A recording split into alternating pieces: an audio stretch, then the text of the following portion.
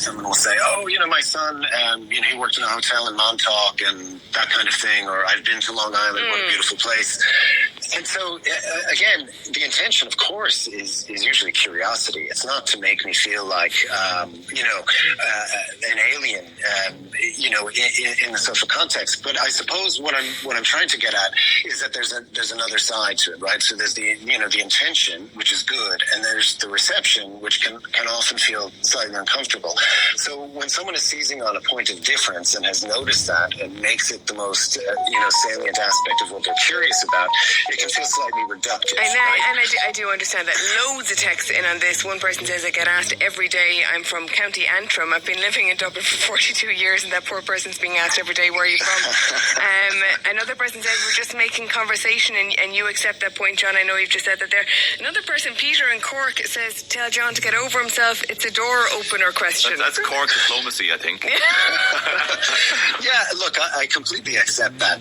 That it does sound like a very petty complaint, and I have to say, I don't go through most of my days. I don't go through, worrying what do people think of me. Hang on, I think John, yes, it might be helpful. You think that other people aren't asked that question all the time, but I think most Irish people ask that question of everybody. This is what I've been told, right? So what I've learned from this dialogue is that there is something that maybe Irish people are unaware of when it comes to either visitors to the country or people who have moved here from elsewhere.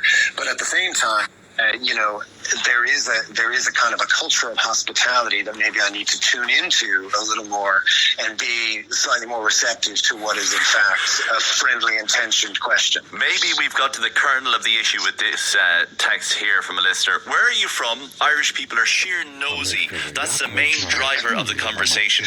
We're all nuns on the train to Westport at heart, says that listener. Well, that's surely a compliment to nuns on the train to Westport. But look, John, I don't think if we've resolved anything here. I'm not so sure about that. Perhaps you want to change the country's chat-up line. Is that it?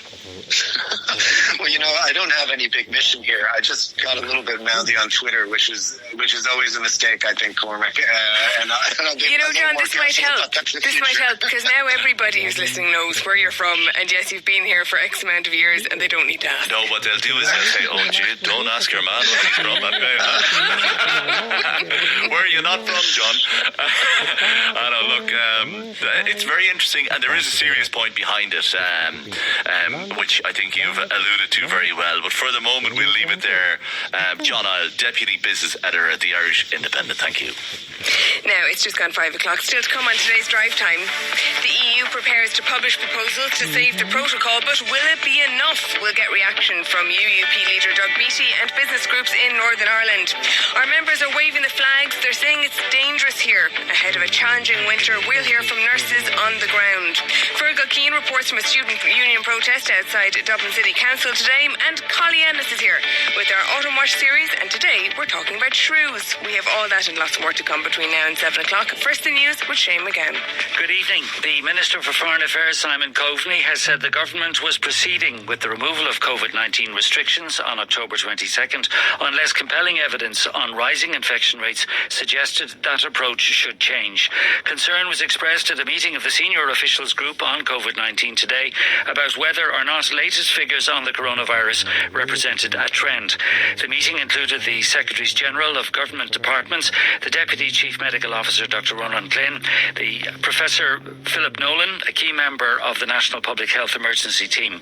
Mr. Coveney told RTE News that the government would listen to the advice of medical and scientific experts in finalising any decision. The government will do what we've done right the way through this pandemic. We'll listen to the experts, we'll take the scientific advice, and we'll make decisions on the basis of that. I think the expectation is that there will be a significant further removal of restrictions on the 22nd of October, and unless there is, compelling